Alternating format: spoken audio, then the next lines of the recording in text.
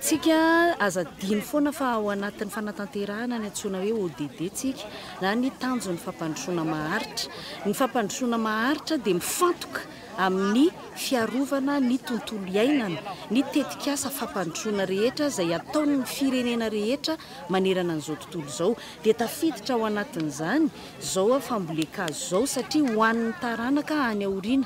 Etsy ankilany misy ny fampandrosoana ny resaka fivoaran'ny indostria isan-karazany izay manimba ny tontolo iainana, dia tsy maintsy sika mamboly hazo mba ahafahana miaro sy miady amin'izay resaka hoe etsy ankilany simba ny tontolo iainana amin'ny resaka fampandrosoana. Eto andaniny izany tsika mamboly hazo, ka izay ny anentanana ny mpiara-miasa amin'ny ministera mponina sy ny fiainana ara-tsosialy ary ny fampivoarana ny vehivavy anentanana ny olona rehetra ihany koa, ny vahoaka malagasy rehetra mba amboly hazo eritreretera mba nahavita ray na roa androany rehefa afaka taona vitsivitsy.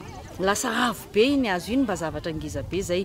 500 ny hazo zanakazo nambolen'ny ministera androany, zany hoe eo mavita eo amin'ny 5 ka hatramin'ny 10 eo ny tsirairay amin'ny mpiara-miasa akasia, kininina ary voandelaka. Zay no nasain'ny teknisianina nambolena tamin'ity androany ity, ary misy teknika anaovana azy mba tena ampahomby an'le famboleka-hazo. Ny tena zava-dehibe koa dia ny fanaraha-maso, ary zay ny safidiarana ny Tiankarefo izay tany ministeran'ny mponina ity ihany. Misy mponina mitoetra eto, olona ny findramonina napetraky ny ministera tany amin'ny taona 10 taona lasa izy ireo, dia afaka manara-maso an'izay zanakazo vao nambolen'izay.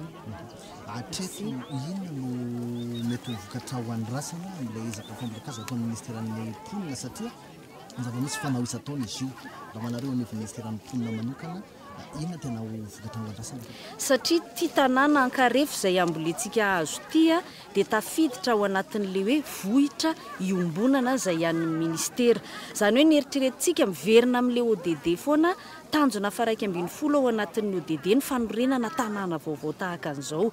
Dia zany hoe zava-dehibe fa raha pitso sy raha afaka pitso any aoriana any ho tanàna lehibe ity, araka ny teneniko teo mety hisy indostria petraka ety, dia efa zava-dehibe zany ny hoe efa misy hazo dien'izao ambolentsika ety amin'itony vohitra iombonana itony.